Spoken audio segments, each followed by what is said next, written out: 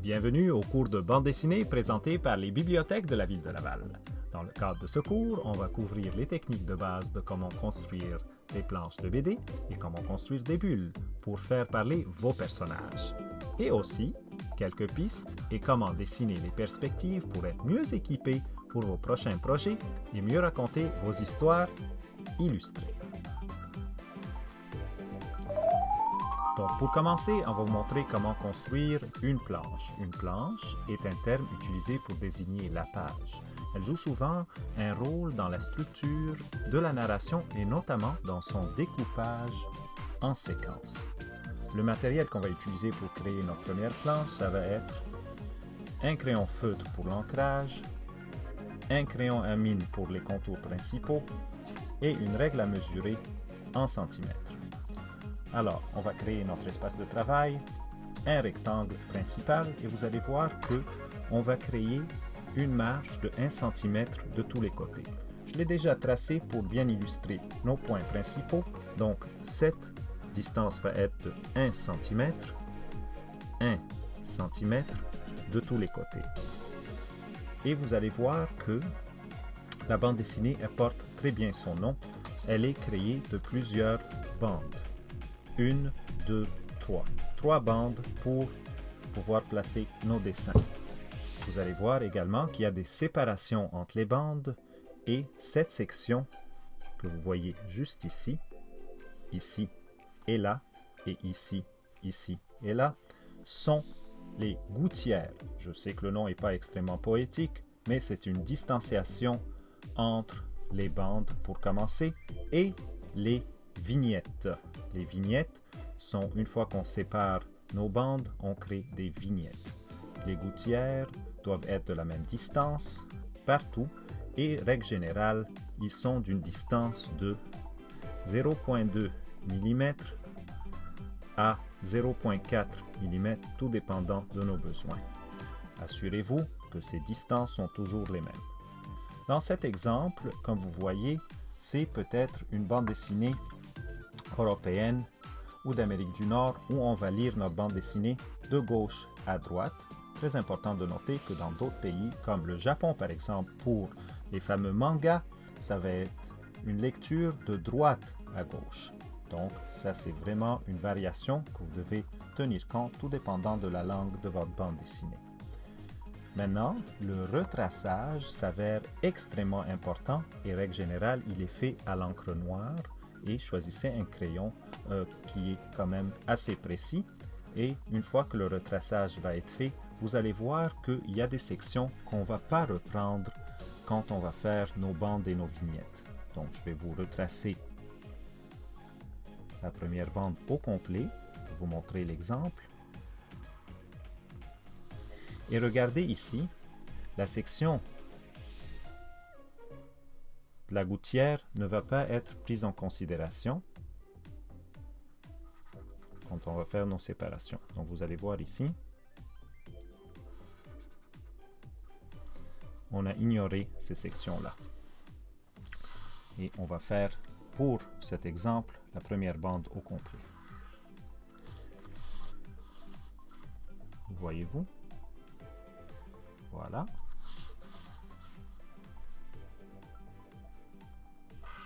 Comme ça.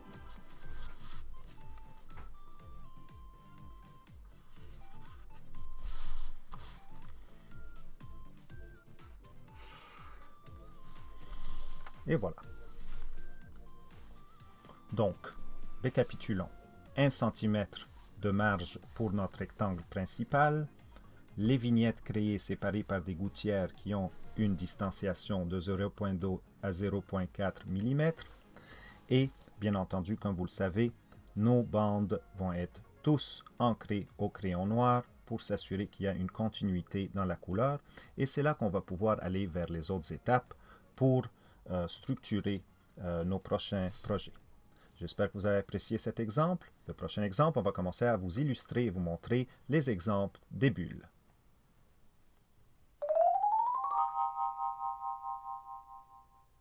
Les bulles de bande dessinée, aussi appelées phylactères ou même ballons, sont un moyen graphique de faire apparaître les dialogues de BD. Les bulles servent aussi à faire apparaître les pensées, les rêves des personnages ou les onomatopées des personnages. On va illustrer quelques-unes pour vous à l'instant. Donc, on commence avec la bulle classique qui est grandement utilisée dans la BD franco-belge. Et d'habitude, vous allez voir une queue et une ovale avec le texte à l'intérieur. Et bien entendu, vous allez voir que l'orientation de cette section ici va être vers le personnage qui est en train de parler. Si notre personnage est en train de penser quelque chose, ben c'est là qu'on va mettre un petit nuage de la sorte. Notre bulle va être en nuage. Si notre personnage il est en train de chuchoter quelque chose, donc dans ce cas-là, ça va être des petits pointillés de la sorte avec le texte à l'intérieur, comme vous voyez ici. Il arrive des fois que notre bulle peut avoir une forme rectangulaire. Donc vous voyez.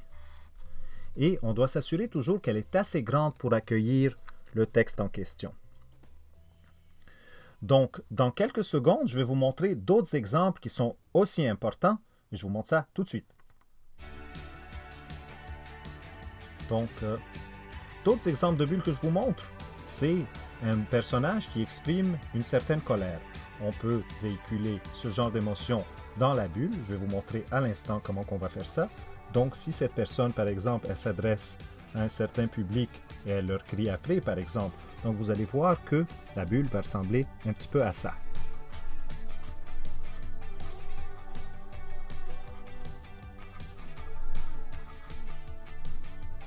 Et vous allez voir que le texte est de caractère un petit peu plus gras.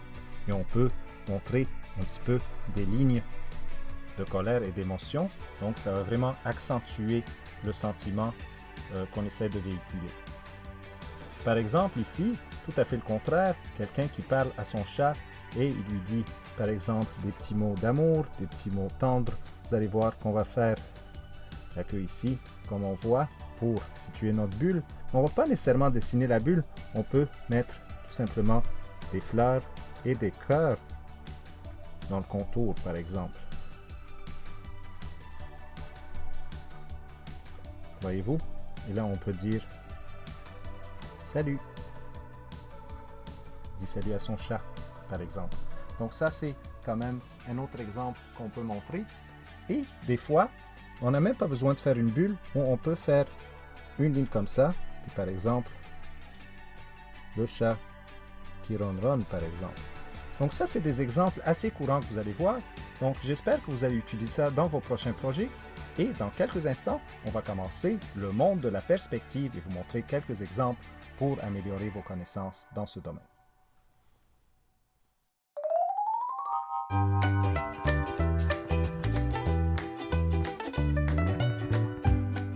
La perspective dans le monde de la BD et du dessin en général, c'est l'art de présenter des personnages, des bâtiments, des arbres en 3 dimensions sur une surface en 2 dimensions.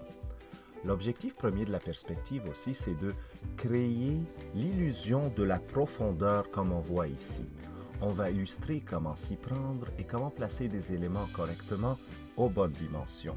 Vous remarquez ici qu'on a un point de fuite où toutes les lignes s'orientent dans cette direction. C'est avec ces concepts qu'on va pouvoir bâtir le restant de tous les éléments et on va vous illustrer cet exemple en détail, étape par étape, tout de suite.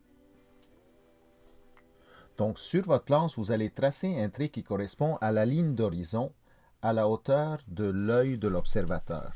Donc comme vous voyez ici, on a notre trait principal. En son centre, je vais placer un point de fuite. Ensuite, je vais placer un carré qui représente la façade de mon bâtiment. Donc, on va s'assurer que le haut de ce bâtiment est parallèle à la ligne d'horizon. Et pour la façade, on va s'assurer que c'est un carré qui respecte le parallélisme.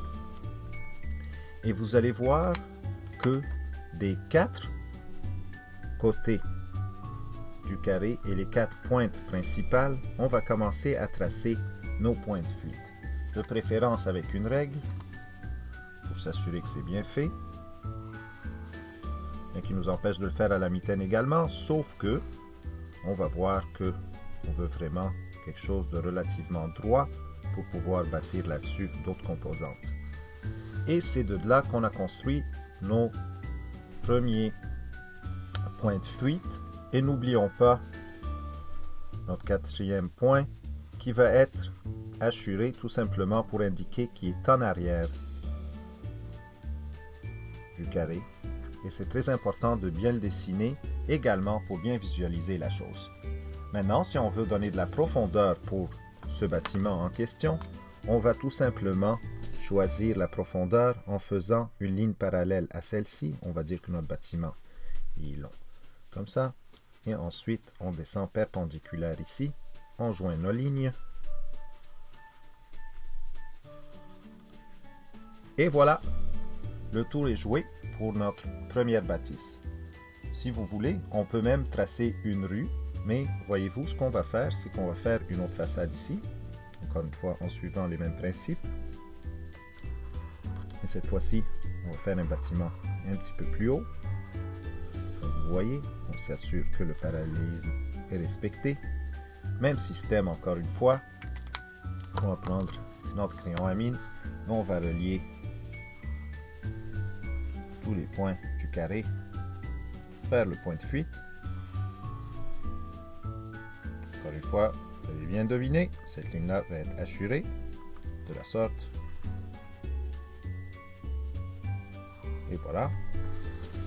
Et si on veut mettre un peu de profondeur, on va faire une ligne parallèle ici qui respecte encore une fois les points de fuite. De la sorte. Et voilà, le tour est joué pour notre 2 premières bâtisses. Vous voyez ici, on voit légèrement un manque de parallélisme si on fait la correction. Je dois vous avouer que je l'ai fait un petit peu exprès pour que vous voyez à quel point il faut bien respecter les lignes de fuite pour que l'effet soit optimal. Vous voyez, ça c'est le dessus de notre bâtiment ici. Et encore une fois, on voit qu'il y a une rue qui s'est formée entre les 2 bâtiments et c'est de là qu'on peut commencer à placer d'autres éléments.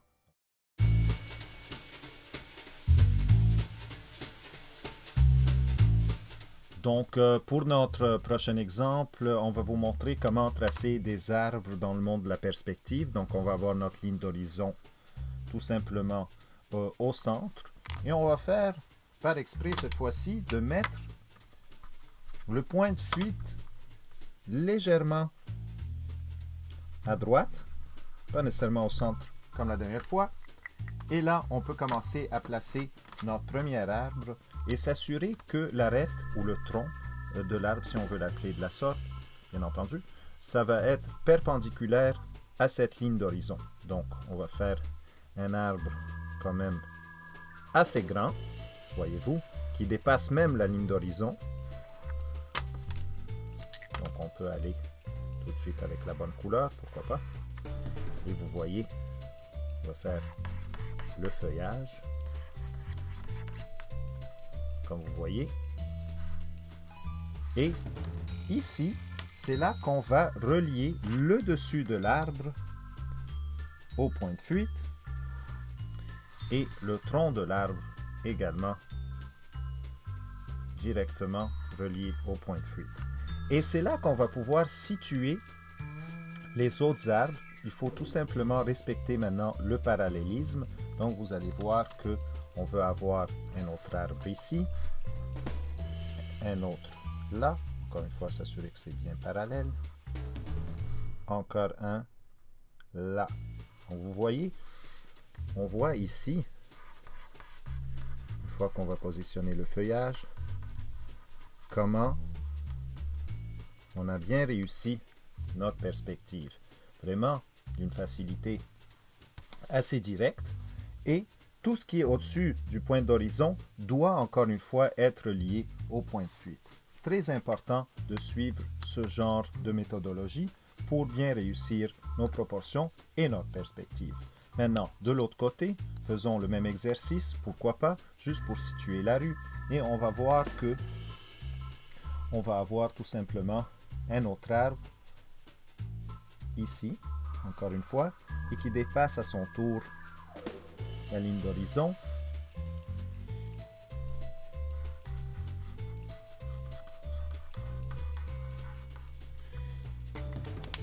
Faisons le même exercice.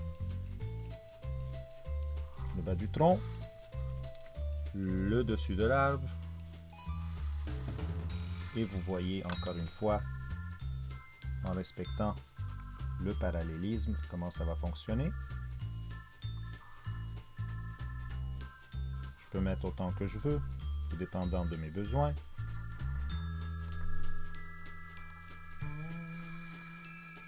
Et voilà, la rue se forme. On peut rajouter bien entendu les éléments qu'on désire. Si on veut rajouter par exemple un trottoir, tout ce qu'on a à faire, c'est vraiment continuer à rajouter des lignes de fuite et commencer à tracer les éléments qu'on veut. On peut mettre même une profondeur pour notre trottoir, comme vous voyez.